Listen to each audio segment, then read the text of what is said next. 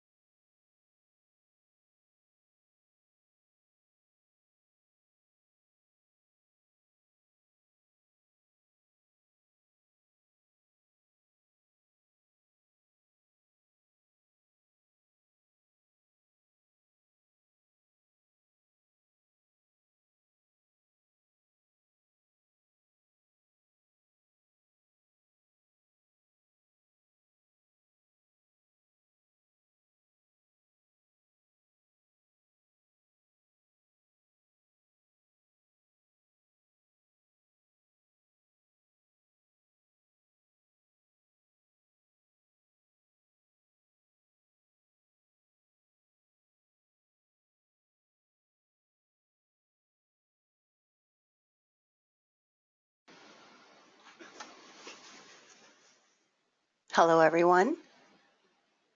I'm Melinda D'Amico, Vertical Marketing Manager at FLIR Systems.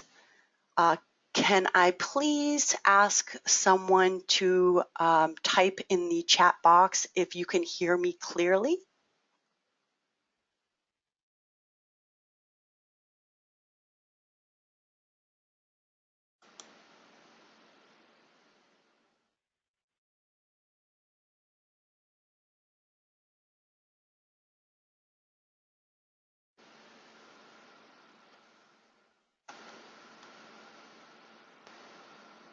So I'm not getting a message from any of our attendees. Can I please ask an attendee to let me know if you can hear me loud and clear?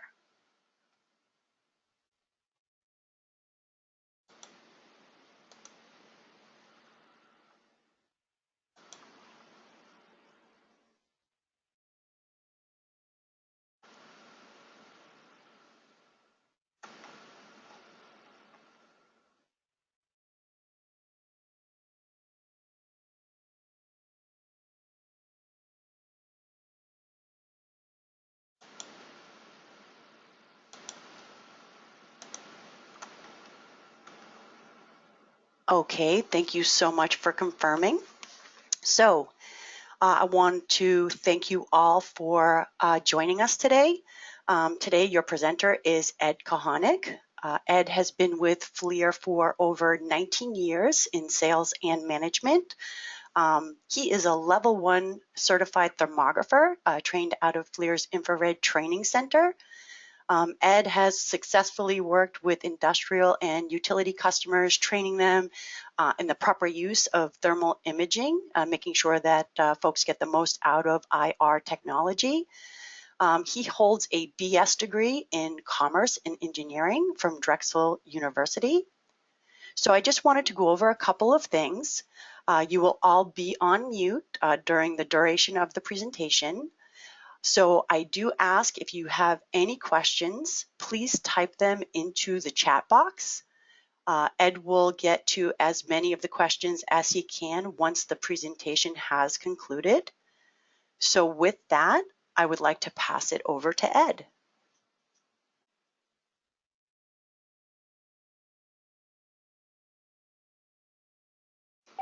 Thank you, Melinda, and good afternoon and morning to everyone on the webinar. My name is Ed Kahanik, and I will be presenting on methane leak detection at industrial plants and natural gas generation plants. At the end of this webinar, there will be time for a Q&A. If you have any questions, please use the chat function. We will review the questions after the webinar. We have all seen pictures of an oil leak in the ocean. Some of the largest leaks that come to mind are the BP, Deepwater Horizon, or the Exxon Valdez oil spill.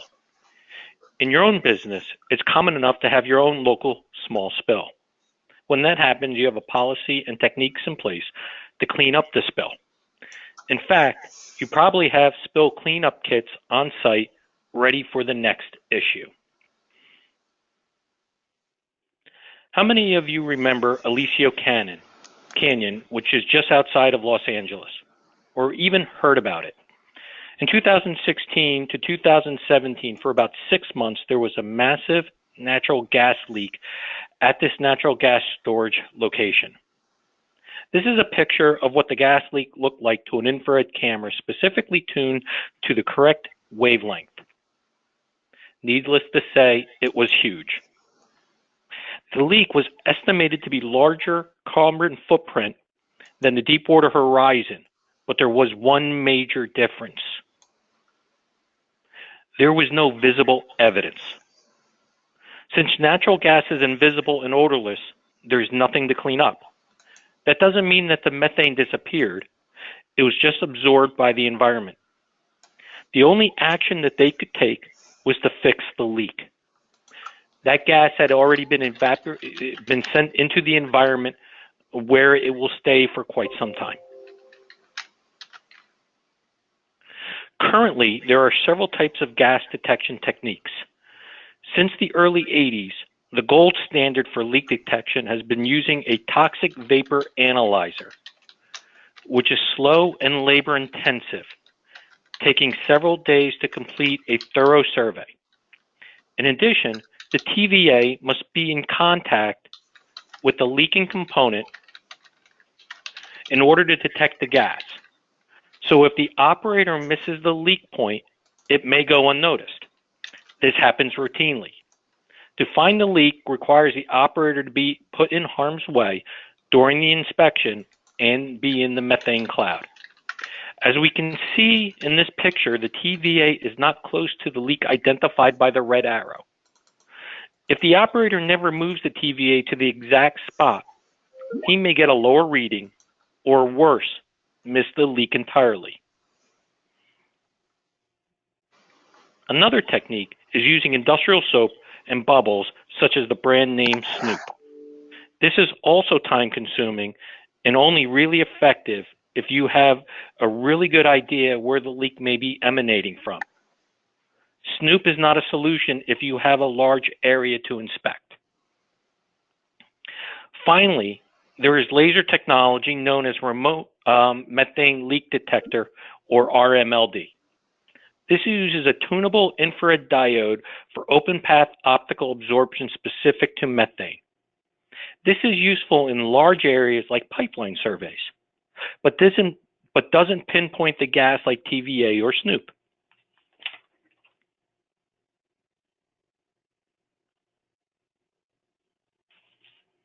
All these current solutions are time-consuming or hard to pinpoint where the leak is coming from. At some power plants and industrial sites, mercaptan is already in the natural gas. So if there is a leak, your nose would be a crude sensor as well. However, over time, our sense of smell can be desensitized to common smells if they're persistent. Recognizing the rotten egg smell, which is the mercaptan, in your home is far different than in your plant where that smell may be common. I was recently at a plant where I discovered a leak well before my nose recognized the smell. Another challenge is finances. Natural gas fuel costs money, and the longer it goes leaking, the more money you've wasted for your company. This will impact the profitability of the plant. Finally, there's the health and safety aspects of a gas leak. When natural gas builds up in an enclosed area, such as the picture to the right, it becomes extremely volatile. A gas buildup has the potential to be explosive or could make those in the area very sick. As we can see by the picture in the middle, you have to operate the TVA, in this case, inside the gas cloud if you want to get an accurate reading. There has to be a better way. What if you could scan large areas quickly and safely from a distance, like an RMLD? What if you can pinpoint exactly where the leak is coming from, like Snoop or TVA? What if you could document your findings in a video or picture that aids in the fixing of the problem? People believe with their eyes more than they do with their ears. A picture is worth 1,000 words, as that cliche goes, and has been never more apparent when someone sees a problem with a thermal imaging camera. Well, optical gas imaging camera is capable of doing just that. So what is the history of OGI? Believe it or not, it's been around for quite some time. In the 1980s, the U.S. Army sought out FLIR for assistance in detecting and characterizing various chemical compounds. This was done in a variety of infrared wavelengths through spectral filtering techniques. In the 90s, this evolved into the development of one of the first portable systems, the Inframetric 760, which offered warm filtering capabilities behind the lens. Recently, in 2005, FLIR came out with its first commercial optical gas imaging camera in the GasFind IR. The GasFind IR was born from our military heritage and was adapted specifically for hydrocarbon gas detection for the oil and gas industry through advanced cold filtering techniques. In conjunction with this release, the EPA coined the term optical gas imaging. In 2009, FLIR took this innovative technology to the next logical step with the GF series, which introduced an array of new features, including onboard video recording via SD card, GPS tagging, a visible camera, improved ergonomics, temperature measurement, and other nice features. In 2015, the EPA designated optical gas imaging as the best system for emission reduction in the oil and natural gas production sites and compressor stations.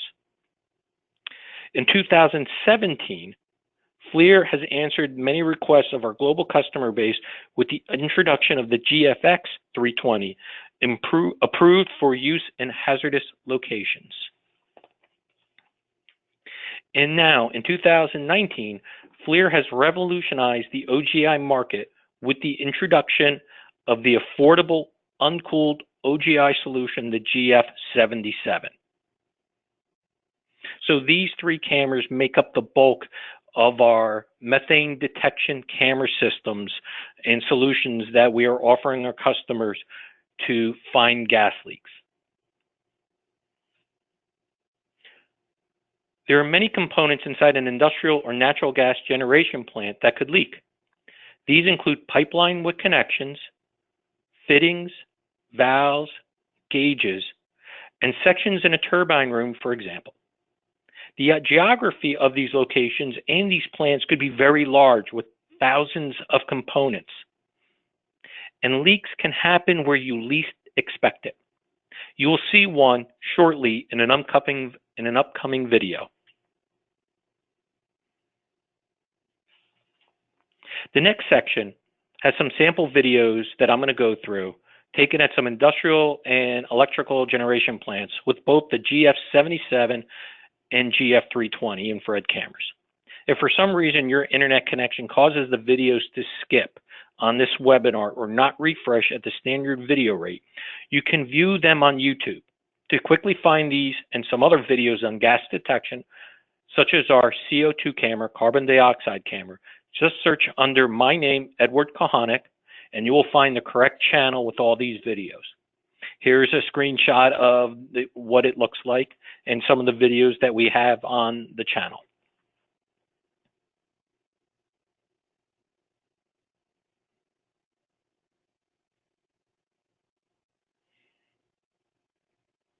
Our first example of a leaking valve. With FLIR, you can use standard infrared, the visual light camera, or high sensitivity mode. We will be discussing high sensitivity mode, or HSM, in a couple minutes. Here we can clearly see the gas leaking out of the valve. The gas to the camera looks like it's like smoke. It's coming out right where it's leaking, right at the valve. We've switched over to HSM. HSM allows us to see much easier what that gas leak looks like. It's what I recommend normal use for the camera. As you walk around your plant, use HSM and you will find your gas leaks much easier.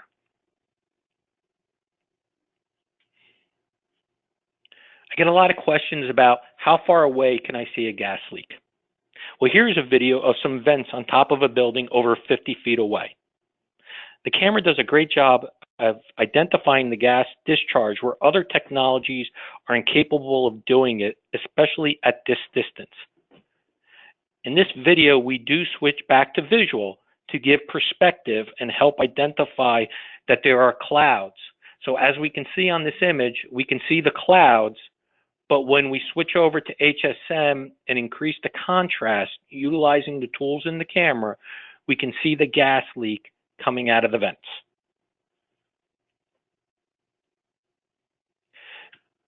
Here is a video of in this plant. They had mercaptan in the gas, but I couldn't smell it at first. I had found the leak, and then I sensed the smell several minutes later. By the way, those white drips are water condensation, as it was very hot and humid that day. So this camera has the ability to work in almost any environment that you choose to work in. If it's hot and humid and you have a gas leak, it will work. The previous video was of the vents. That was a cold, windy day in February where the temperature was around 35 degrees. So the camera has done a very good job in all types of environment due to the physics of how the camera detects gas.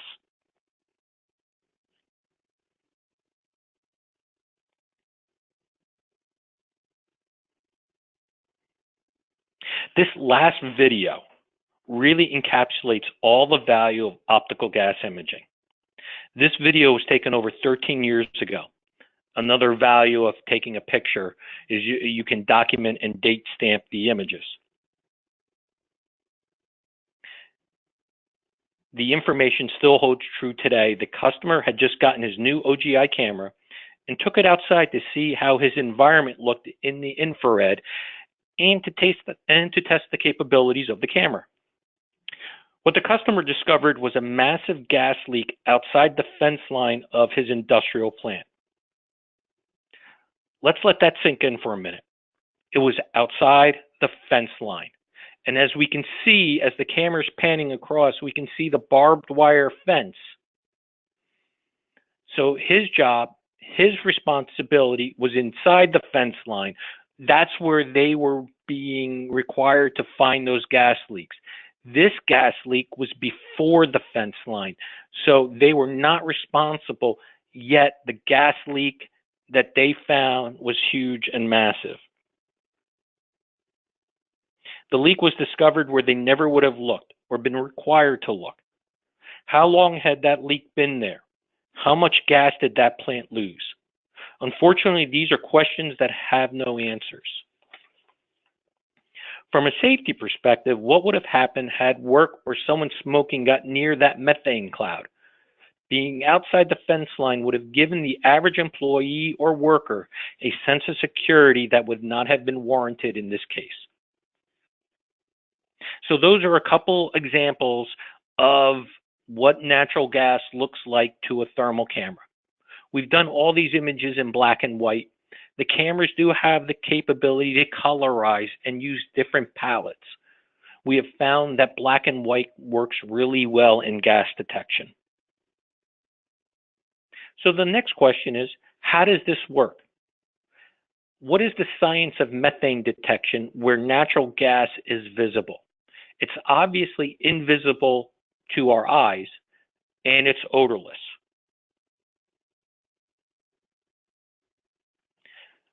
Infrared is part of the electromagnetic spectrum. Its wavelengths are longer than visible light, but shorter than microwaves. As we can see by this chart, the FLIR GF320 falls in the middle, in the mid-wave section, where the GF77 falls in the long wave section.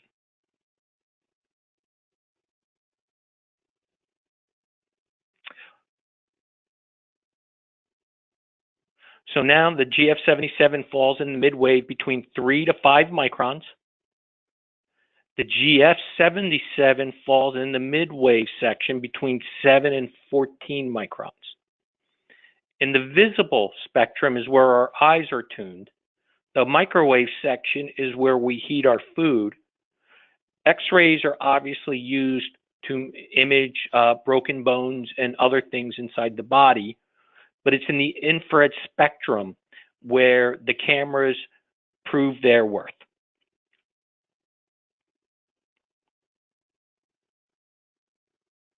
So we matched the spectral response of the camera to the peak spectral absorptions of the gas by filtering. The GF320 or GFX320 has a filter that only sees from 3.2 microns to 3.4 microns, where methane is opaque and looks like smoke to the thermal camera. So as we can see here, methane on this chart, we have transmission along the left side, and down the bottom are wavelengths. So at roughly 3.3 microns, there is part of the methane response rate that is opaque. So up here means transmission, and it's completely transparent to this part of the spectrum where the GF320 has a filter that's designed specifically to see here.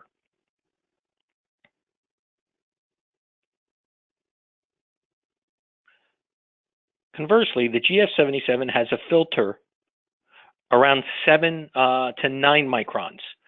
So methane has another response rate right here where it absorbs energy, and we pin the camera's filter in the lens just to see this section of the electromagnetic spectrum. So the GF77 has, in the radiation that goes into the camera, anything above 9 is blocked, and anything below 6 is blocked.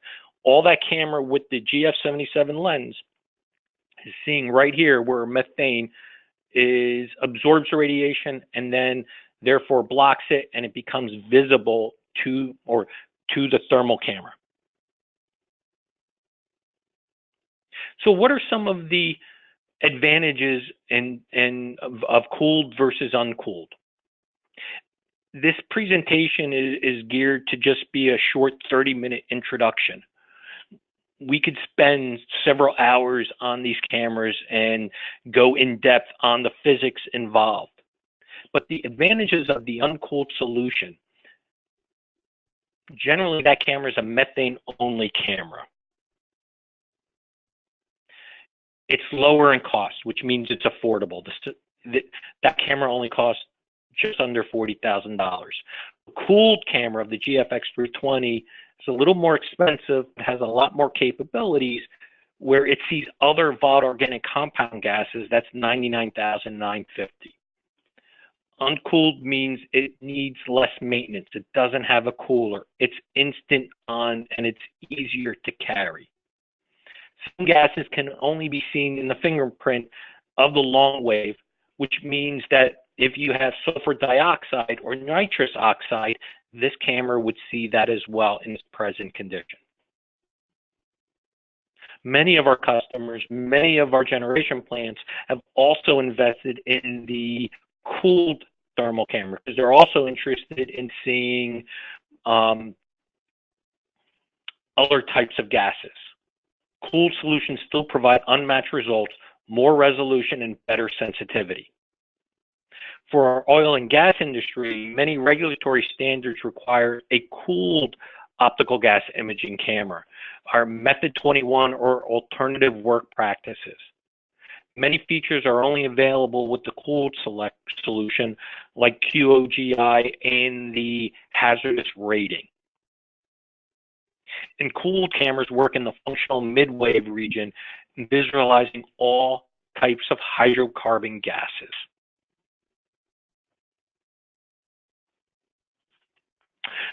So one feature that is common between both camera platforms is HSM, high sensitivity mode. High sensitivity mode is an image subtraction video processing technique that effectively enhances the thermal sensitivity of the camera.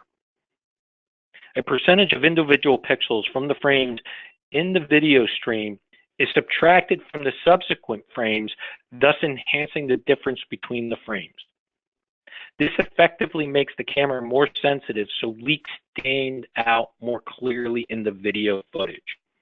So if we compare both images, the left is the standard thermal, the right is the enhanced high sensitivity mode.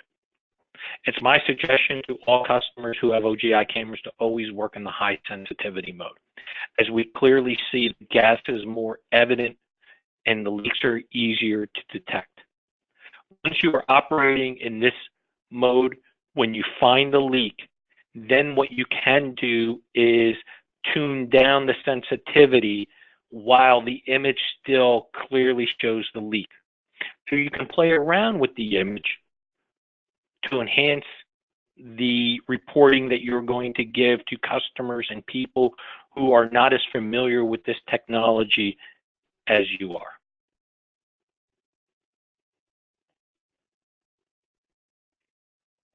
So what are some of the highlights of the GF777 and the GFX or GF320? Both cameras store video and snapshot images. When doing optical gas imaging, it's recommended to store video. As you've seen from the videos I've shown, the gas leaks are readily apparent. When you take a snapshot, unfortunately, the gases tend to bleed into the background, and unless it's a large leak, they're hard to detect. Recommendation, use video. Both cameras have eyepieces for outdoor viewing. If you use any type of laptop, any of your smartphones, and recognized that you have tough time seeing in bright sunlight, with the eyepiece, you don't have those issues. The eyepiece blocks out all the sun with the eye cup and lets you focus in on the target that you're looking at. Most importantly, as I get older, I rely on readers. And these cameras have the ability to adjust the focal length inside the LCD for any eyesight. So it makes viewing not only the gas, but the information on the camera much easier. All cameras have GPS. So you know where you are when you took that image or video. That is the GPS built into the camera. The cameras have an ergonomic design that allows for a rotating optic. This is important when you're doing large-scale surveys. Cameras can become heavy. Utilizing the camera in an ergonomic fashion allows for comfort and repeated use. You can store images on an SD card as well and bring them back for post-processing. Both cameras have Wi-Fi. The Wi-Fi is used in case you need to get information out immediately. You can send the video or image directly to your smartphone, and from your smartphone, you can email it to anybody in the world instantly. It is a free FLIR app. And finally, both cameras have temperature measurement capabilities. So you can do basic predictive maintenance with both cameras, where you could find an electrical hotspot and take its temperature and quantify those results for predictive maintenance.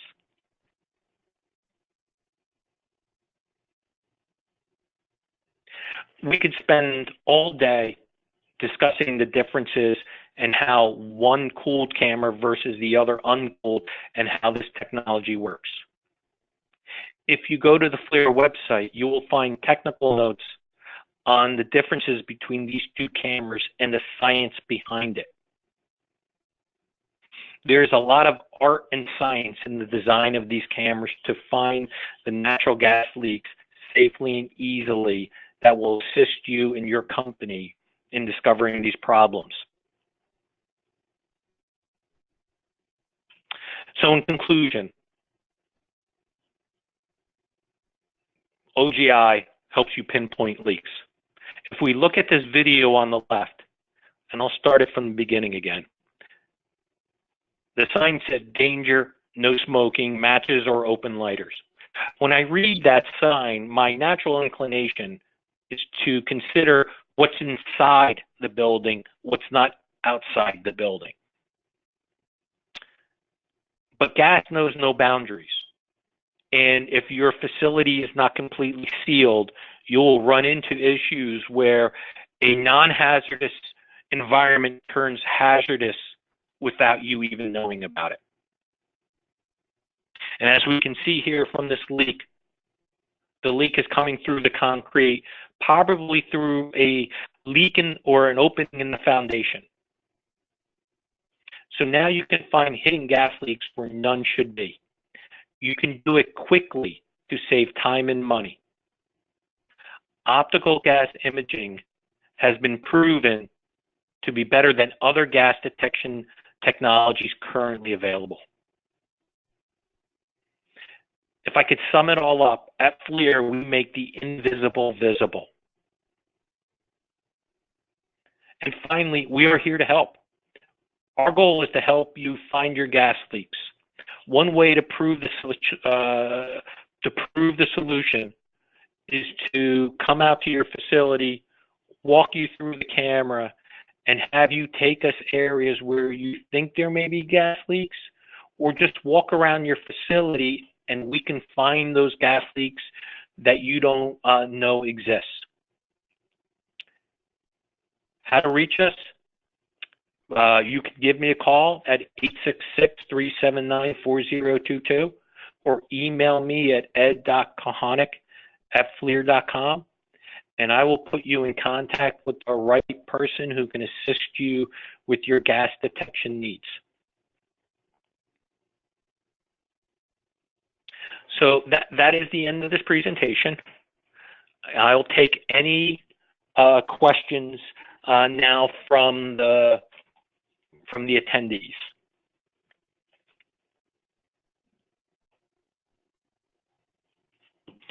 All right, I do have a question here. Someone is asking that they already have a other thermal camera, a long wave infrared camera, and they're wondering why they can't see gas. Well, FLIR has historically made long wave cameras used for predictive maintenance, and as I had explained earlier, that the detections in those cameras are from 7 to 14 microns. Those cameras see through the entire bandwidth. So where gas is there, the radiation from the target, that gas is getting washed out from the rest of the scene. So the other radiation is overwhelming that radiation, so it's disappearing. Only when I have a filter on the camera am I able to see specifically within that spectral range, and the gas is evident.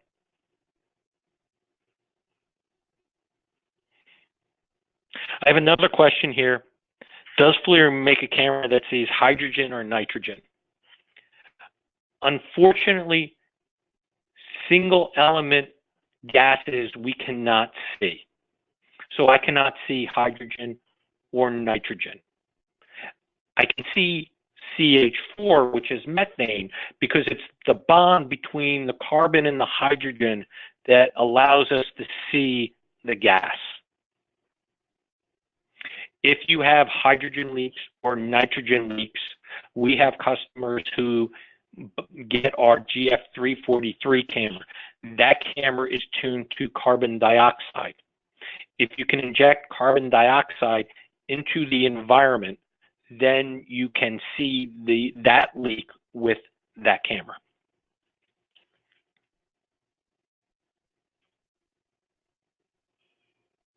I have one last question here. Does the camera need calibration? So the short answer is yes and no. I know that's conflicting. To see gas, the camera doesn't need calibration. Using the camera for gas detection is a qualitative assessment, meaning if it's there, the camera's going to see it. When you're using it for predictive maintenance and actual temperature measurement, in gas detection, you're not using the temperature measurement capabilities of the camera. You're just using the imaging capabilities of the camera. So, as far as the temperature measurement, if you're utilizing the camera for that, we recommend that you do send the camera back for calibration. This way, it makes certain that your temperature measurement is always accurate within the specifications of that camera. One other thought, if you're using a GF320 or if you have a cooled camera, I'd like to let you know that those cameras take about 6 to 7 minutes to cool down. When it's cooling down, if that time goes to 8 or 9 minutes, that means that there's helium that's used as the refrigerant inside the Sterling microcooler. That starts to leak out over time. Many years go by. As you go from 6 to 7 minutes cool down to 8 to 9 to 10 minutes cool down, now you should start thinking about sending your camera in for service and maintenance. Your camera is telling you that it doesn't have as much helium as it did when it started. And if you go too long and you don't get an image, you could be doing serious damage to the camera. So I want to thank everybody for stopping by and listening to this webinar. Again, if you have any questions or would like a demonstration, please reach out to me. Again, my phone number is 866-379-4022. And my email address is ed.kahanik@flir.com. Thank you, everybody, and have a great day.